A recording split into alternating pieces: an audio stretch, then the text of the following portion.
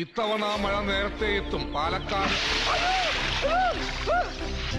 നടനും മിമിക്രി താരവുമായ സലീം കുമാർ അന്തരിച്ചു. 56 വയസ്സായിരുന്നു. അമൃത ആശുപത്രിയിൽ കരൾ രോഗത്തിന് ചികിത്സയിലിരിക്കെയാണ് അന്ത്യം. ഹൃദയാഘാതമാണ് മരണകാരണം.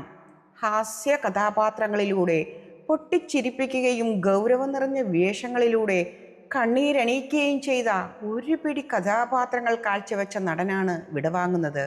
മികച്ച നടനുള്ള ദേശീയ പുരസ്കാരം ആദാമിന്റെ മകൻ അബു എന്ന സിനിമയിൽ സ്വന്തമാക്കിയിട്ടുണ്ട്. രാത്രിയോടെയാണ് മരണം. ഉച്ചയ്ക്ക് ശേഷം വീട്ടിലും പൊതുദർശനമുണ്ടാകും. വൈകിട്ടാണ് സംസ്കാരം. ഹാസ്യവും വൈകാരിക രംഗങ്ങളും ഒരുപോലെ തന്മയത്വത്തോടെ കൈകാര്യം ചെയ്ത നടനാണ് വിടവാങ്ങിയത്. മിമിക്രി വേദികളിലൂടെ സിനിമാ ലോകത്തിലേക്ക് എത്തിയ സലീം കുമാർ കൊച്ചിൻ കലാഭവൻ ഉൾപ്പെടെയുള്ള ട്രൂപ്പുകൾക്ക് വേണ്ടി വേദിയിലെത്തി. സ്റ്റേജ് ഷോകളിലൂടെ ടെലിവിഷൻ രംഗത്തേക്കും പിന്നാലെ സിനിമാ മേഖലയിലേക്കും അദ്ദേഹം പിന്നീട് കടന്നെത്തി. ഇഷ്ടമാണ് 100 വട്ടം ആണ് ആദ്യ സിനിമ. അന്നു മുതൽ ഇന്ന് വരെ തമിഴ് ചിത്രങ്ങളിലും ബംഗാളി ചിത്രങ്ങളിലും ഉൾപ്പെടെ 300-ലേറെ ചിത്രങ്ങളിൽ അഭിനയിച്ചു. മലയാളികളെ ചിരിപ്പിക്കുകയും സാമൂഹിക വിഷയങ്ങളിൽ ഉൾപ്പെടെ നിലപാടുകൾ പങ്കുവെച്ച് ചിന്തിപ്പിക്കുകയും ചെയ്തിട്ടുണ്ട്. അഭിനയ ജീവിതത്തിനപ്പുറം സംവിധായകൻ, എഴുത്തുകാരൻ മേഖലകളിലും അദ്ദേഹം തൻ്റെ കഴിവ് പ്രകടിപ്പിച്ചിട്ടുണ്ട്. 2000-ൽ വിജിത്തമ്പി സംവിധാനം ചെയ്ത സത്യമേവ ജയതയിലെ കള്ളന്റെ വേഷമാണ് ശ്രദ്ധിക്കപ്പെട്ടത്. ഈ ചിത്രത്തിലെ പ്രകടനമാണ് തെങ്കാശിപ്പട്ടണം എന്ന ചിത്രത്തിലേക്ക് സംവിധായകൻ റാഫി മക്കാട്ടിൻ്റെയും സലീമിനെ വിളിക്കാൻ കാരണമായത്.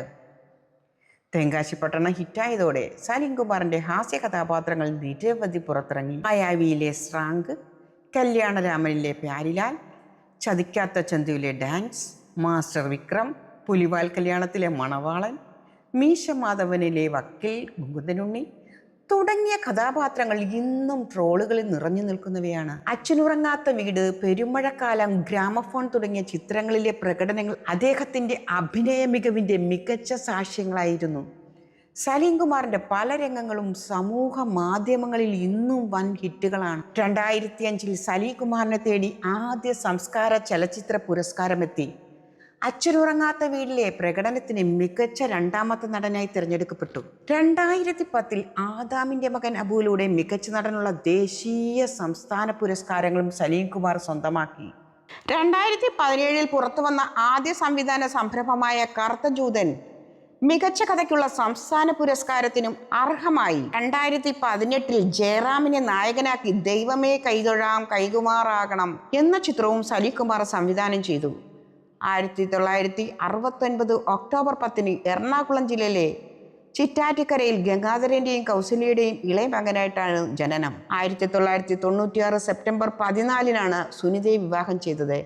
പിറ്റേ ദിവസമാണ് ബന്ധുവീട്ടിൽ നിന്ന് ഇഷ്ടമാണ് 100 വട്ടം എന്ന സിനിമയിൽ അഭിനയിക്കാൻ പോയതെന്ന് സലീം കുമാർ പറഞ്ഞിട്ടുണ്ട്.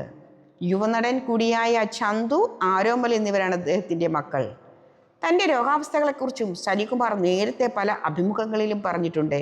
തനിക്ക് ലിവർ സിറോസിസ് എന്ന രോഗം വന്നത് മദ്യപാനം കൊണ്ടല്ലെന്നും താരം തന്നെ പരസ്യമായി വെളിപ്പെടുത്തിയിരുന്നു. ആ കാലഘട്ടത്തിൽ കടുത്ത ഒറ്റപ്പെടലും പ്രതിസന്ധികളും താൻ നേരിട്ടിട്ടുണ്ടെന്നും സലീം കുമാർ നേരത്തെ പങ്കുവച്ചിരുന്നു. VD സതീശൻ മുഖ്യമന്ത്രിയായ സമയത്ത് സലീം കുമാർ ആശംസയുമായി എത്തിയിരുന്നു. പുഞ്ചിരിക്കുന്ന മുഖമുള്ള ഒരു മുഖ്യമന്ത്രിയെ കേരളത്തിന് നൽകിയെന്ന് പറവുകാർക്ക് അഭിമാനത്തോടു കൂടി പറയാമെന്നായിരുന്നു അന്ന് സലീം കുമാർ പറഞ്ഞത്. കഠിനാധ്വാനം കൊണ്ട് തീർത്ത വിജയ കഥയാണ് സലീം കുമാറിൻ്റെ കലാജീവിതം. കലാഭവൻ വേദികളിൽ നിന്ന് ദേശീയ പുരസ്കാര വേദി വരെയുള്ള അദ്ദേഹത്തിൻ്റെ യാത്ര മലയാളികൾ എന്നും ഓർമ്മിക്കും. സലീം കുമാർ കൈകാര്യം ചെയ്ത ഈ കഥാപാത്രങ്ങളിൽ നമ്മുടെ മനസ്സിൽ തട്ടി നിൽക്കുന്ന, അല്ലെങ്കിൽ നിങ്ങളുടെ മനസ്സിൽ തട്ടി നിൽക്കുന്ന ഏത് കഥാപാത്രമാണെന്ന് ഒന്ന് കമൻറ്റ് ചെയ്യണം.